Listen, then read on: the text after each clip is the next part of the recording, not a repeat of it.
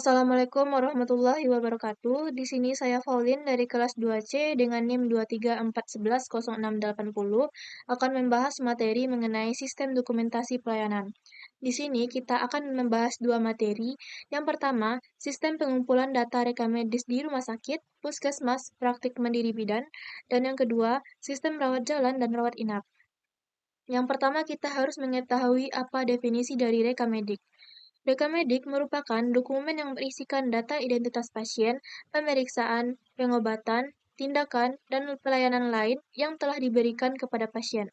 Rekam medik di sini juga diartikan sebagai keterangan baik yang tertulis maupun terekam tentang identitas, anamnesa, penentuan fisik, laboratorium, diagnosa segala pelayanan dan tindakan medik yang diberikan kepada klien, dan pengobatan baik yang dirawat inap, rawat jalan, maupun yang mendapatkan layanan darurat.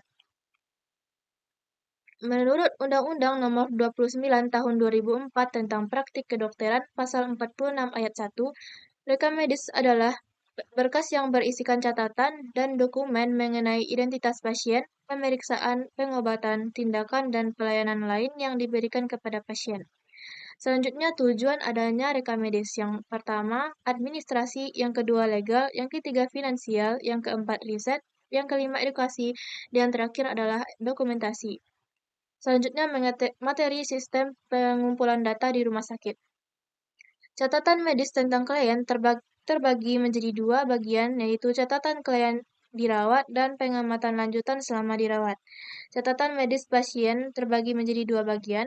Bagian pertama dari catatan medis ini adalah catatan pasien dirawat, meliputi alasan dirawat, riwayat penyakit, terapi yang sudah diberikan, catatan lain seperti keadaan ibu dan keluarga.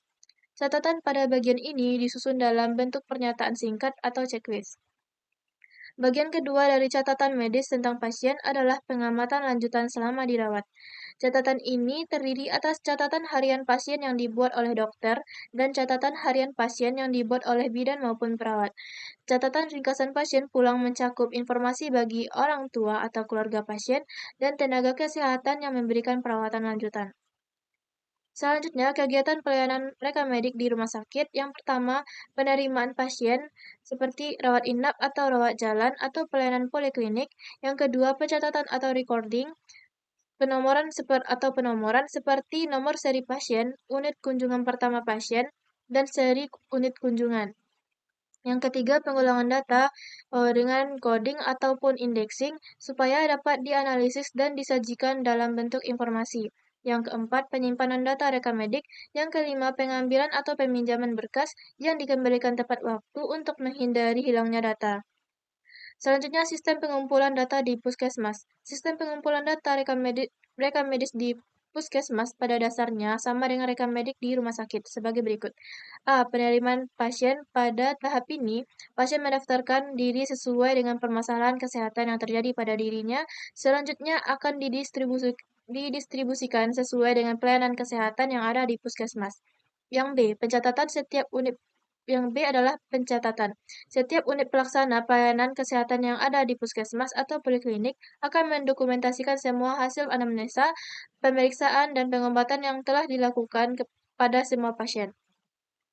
Yang C. Pengolahan data yang telah didokumentasikan. Yang D. Penyimpanan setiap hasil pemeriksaan dan pengumpulan data yang sudah didokumentasikan akan disimpan sesuai dengan kebijakan puskesmas tersebut.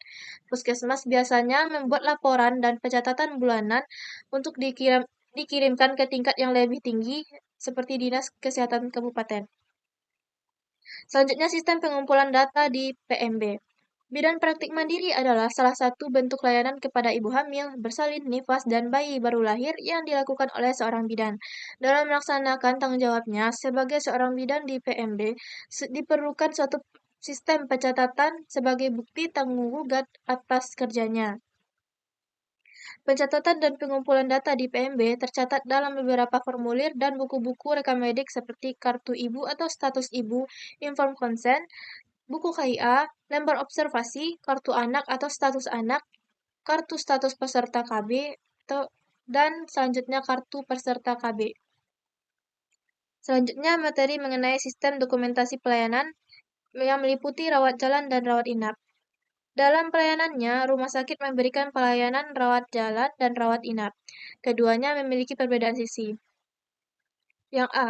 Pada rawat jalan berisi identitas pasien, hasil pemeriksaan fisik, pemeriksaan penunjang seperti laboratorium, ronsen, USG, dan lain-lain. Selanjutnya, diagnosis atau masalah, tindakan atau pengobatan yang telah diberikan. Pasien yang memerlukan perawatan dibagi dalam 3 kelompok. Yang pertama, pasien baru, yang kedua, pasien lama, dan yang ketiga, pasien gawat darurat. Yang B. Rawat inap.